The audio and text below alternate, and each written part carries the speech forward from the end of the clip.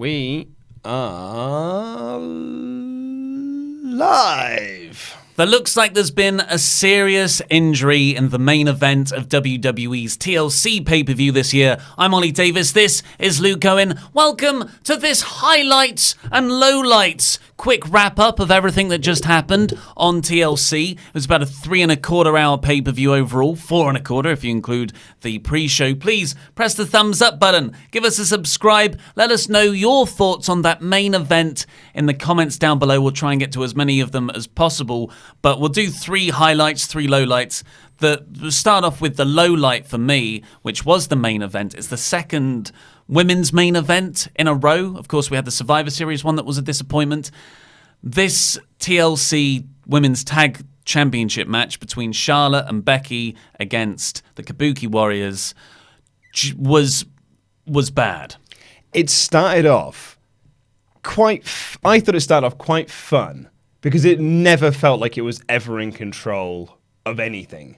Like we joked during the live stream, it felt like before they went out was like, oh, we'll make it up on the fly, but then had no ideas. They were like, well, we'll tie you to the ladder. They just kind of made up all these wacky spots. But at a certain point, it stopped being funny and became a bit scary and was no longer fun to watch. And it just became a botch fest and it just completely fell apart. Yeah, and that seems to be because Kairi Sane was injured. We haven't had that reportedly said to us or anything, but just looking at what happened, how the match went down, it seems like she got concussed pretty early on. You said you saw there might be one spot. Yeah, so I saw there was a video that was posted online on Twitter saying that they think this is where the concussion happened. And it was right at the start of the match when Becky and Charlotte were clearing the announcers' tables off. And Becky's like throwing the monitors. So like absent-mindedly just throwing the monitors. But one of them hits Kairi Sane in the back of their head. So that's one potential place it could have happened. The other theory is that it was when Sane had them both set up for the insane elbow. She had Charlotte and Becky on the same table, and she went up onto the ring apron and then just sort of seemingly slipped and fell forwards. And for me, I think that's more likely where something went awry, because the match really fell to pieces for a few moments there, and Charlotte was directing the camera to move somewhere else. And then when Kairi Sane got into position for the next spot, Charlotte couldn't spear Sane. Like, she charged at her, and Kairi Sane's 90 pounds soaking wet. But Charlotte nearly bounced off of her. Yeah, they just kind of crumpled into a heap together. Charlotte seemed, like, this is just us speculating here, she then seemed to get very, very annoyed. Like how Randy Orton used to lose his rag in matches when things weren't going as smoothly as possible. She shouted, and I quote, "Enough of this S word." Yeah, and she swore multiple times throughout the match, and the pay-per-view feed had to cut the audio for it. And Sane, I think it's showing all the symptoms of a concussion. Charlotte then picked up Sane in a powerbomb spot to go through a table off the back of this collapsed spear, but Sane isn't going up. I don't know if Sane's trying to go up and she's just a bit loopy, or Sane doesn't want to go up, but either way, Charlotte is putting her through that table. She slams Sane through this table that's already set up on the outside and then just storms off the other way, very sort of fired up. And Sane is just laying on the floor, and Asuka comes out, and Asuka's a professional. She sort of does a few spots to throw the shade off of, and then Asuka goes over to Kairi Sane, and Sane looks upset. Like she looks, and that's where I started to. I stepped away. I was like, this is uncomfortable to watch now. And Asuka lifts Sane up, and they're talking to each other with the hair covering whatever they're saying to each other, and that they're the heels here. This obviously wasn't planned, because now I'm feeling very empathetic towards the bad guys. And then Sane's next spot was around the other side of the ring with Becky, where Becky tried to hit her with a chair, but she sort of like ducked underneath it. It was like Sane was moving in slow motion. Like she wasn't doing the spots. Like she wasn't doing the spots that she was given, told to do. It's like, this is what we're going to do next. And, I mean, Bryan Alvarez of that powerbomb spot said the Kyrie fought harder to go up for that powerbomb than anyone fought for anything at UFC last night. And actually, this has just come in, actually. Kyrie being medically checked right now may not have an actual diagnosis until the pre-Raw checkup. So when they always test people before the Monday night tapings. Just going to see if anything else is coming on that. It's and then like after that, because they're just scrambling. A lot of these women's matches, unfortunately, are highly choreographed, which is completely needless when you've got someone like Asuka and Becky Lynch in there. And Kairi Sane. Yeah, and Kairi Sane as well. They know how to work a match on the fly.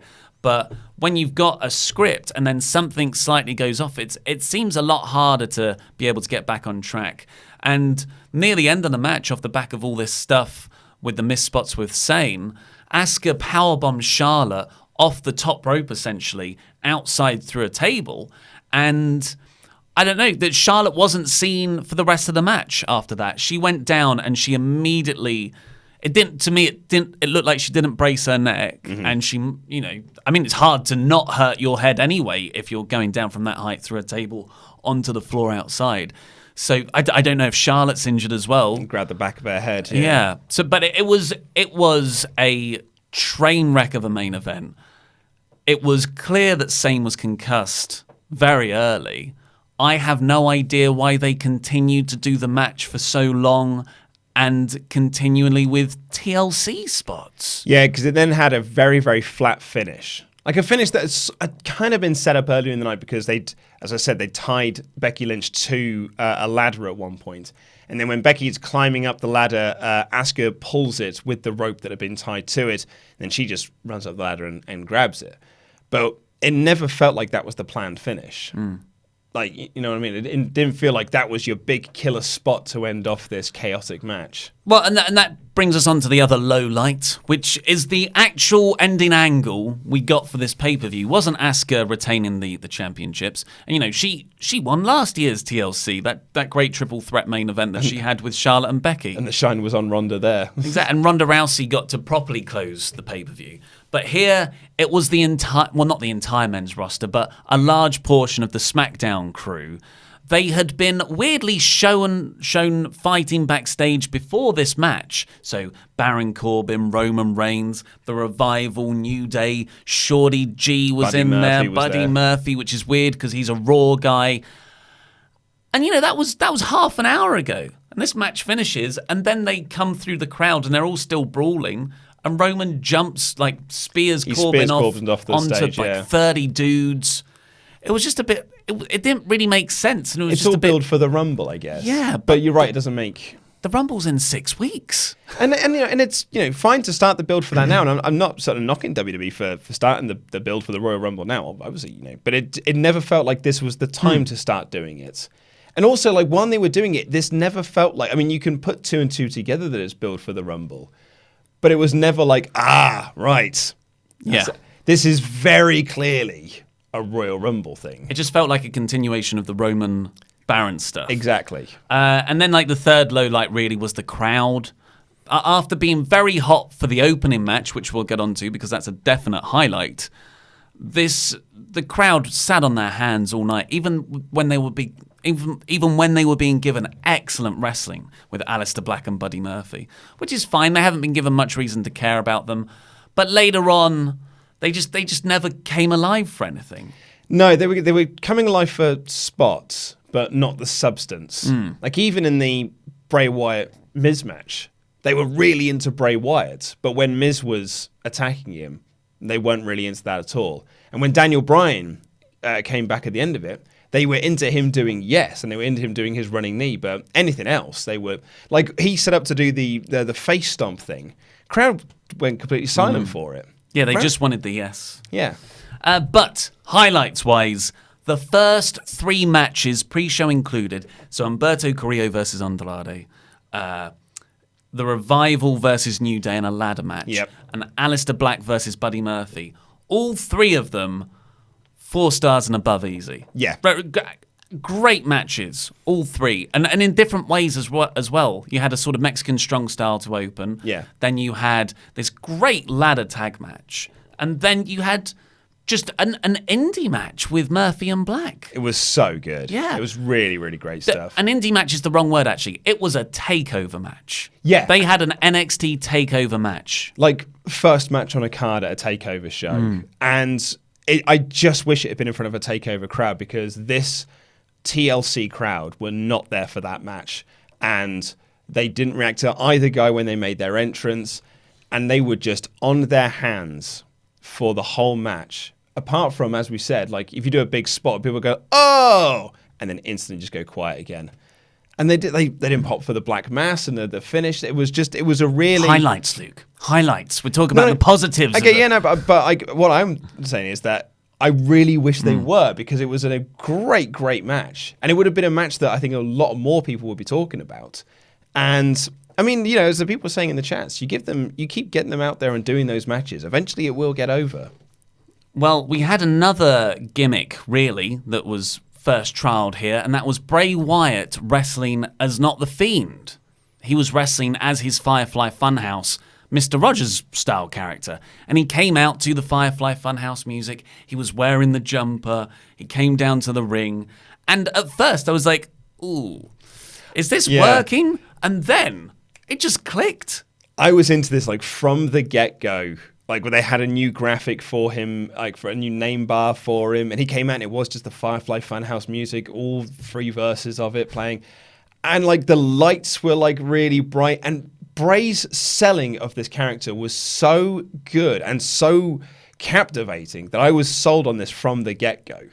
I thought it was magnificent stuff. Yeah, the crowd didn't really know what to think at first, but Bray kept on being like this mischievous, cheeky, innocent, lovely guy. Posed for a selfie with a fan. Yeah, and he kept on doing this thing where he pretended to get in the ring, and then he stopped, and the crowd went, haha. And he did that a couple more times. Every time the crowd really got into it. So when he gets in the ring, the crowd erupted. Yeah. And you're like, oh, well, that's just a fun comedy spot. No, it's actually very, very interesting with his let me in character. Not only has he physically, literally gotten in the ring, he's also figuratively been let into the hearts of all these fans. Yeah. And then, like, well, unfortunately, the match itself wasn't as interesting. Highlights. Yeah, because of The Miz. But then afterwards, Wyatt, the Fiend appeared on screen. And Bray was like, oh, okay, yeah, He's sure. Here. I'll do this for you. And he gets a mallet out. Some kind of mallet from underneath the ring. He goes to just kill The Miz, but the lights cut off. And it's Daniel Bryan. And that's the third highlight we were going to talk about. Daniel Bryan has returned from being sucked underneath the ring by Bray. And having his hair torn out by the Fiend. And it's American Dragon style. Daniel Bryan. And early NXT Daniel Bryan. Had the burgundy hoodie on as well, like the William Regal colours that he used to wear. It was a really nice, and he's got the full buzz cut, shaved head again, trimmed the beard back. Looks way younger. Like he's taken a lot of years like off of himself. Looks great. It's funny, everyone's talking about like, he started in NXT in 2010. So he started off the decade with that buzz cut look, and he has ended the decade with that look as well. Like, even though he's become very known for the long hair and the big beard, it was a really, really cool look for him. Crowd were really into him making a comeback as well, and I'm excited to see this new version of Daniel Bryan. Yeah, hopefully like a synthesis of the Yes Movement Bryan, but also that more serious late Ring of Honor American Dragon Daniel Bryan. Hopefully we see those together. But yes, overall, TLC, we'll have our full review up later, probably early tomorrow by this time. I thought it was the second half of the show really brought it down. Yeah, really But did. those first 3 matches, absolutely incredible. But unfortunately, only really a 2 out of 5 show. Low 3 out of 5 maybe. I would be in agreement with that. I thought the first 3 matches were so good. I thought they were. I thought we were on for a great show because I was really looking forward to the Kabuki Warriors tag match. I was really looking forward to Rusev Lashley, and so I thought we were going to be on for a really good show. But unfortunately, it did fall off the rails a little bit. I don't agree. There's been sort of like a common thread that was in our live chats here, and I've just seen in the live chats in this stream as well that a lot of people think that this is proof that women can't main event pay-per-views, which I really don't agree with, because the last year's TLC main event was absolutely fantastic. The War Games women's match was the best match on that TakeOver card. Yeah, that was the opener, though. Yeah, but I'm just saying, yeah. it's not the women wrestling, it's probably WWE giving them a very choreographed, scripted match to wrestle exactly in. it, yeah. So I don't agree with that statement at all. It's just, and it's a real shame that this injury seems to have just completely thrown this match out of whack. But I would probably agree that it was by the end, when you look at it overall, it is 2 out of 5, maybe a high 2 out of 5, because those first 3 matches were so good. Well, thanks very much for joining us. We'll be back with our edited review and a full hour-long review with Laurie and Pete later on today. But please click the videos that have just appeared on the desk to catch up with the latest awesome WrestleTalk things, and press this button right here, which will make you a pledge hammer on Patreon. But for now, I've been Ollie Davis, this has been Luke Owen, and that was TLC.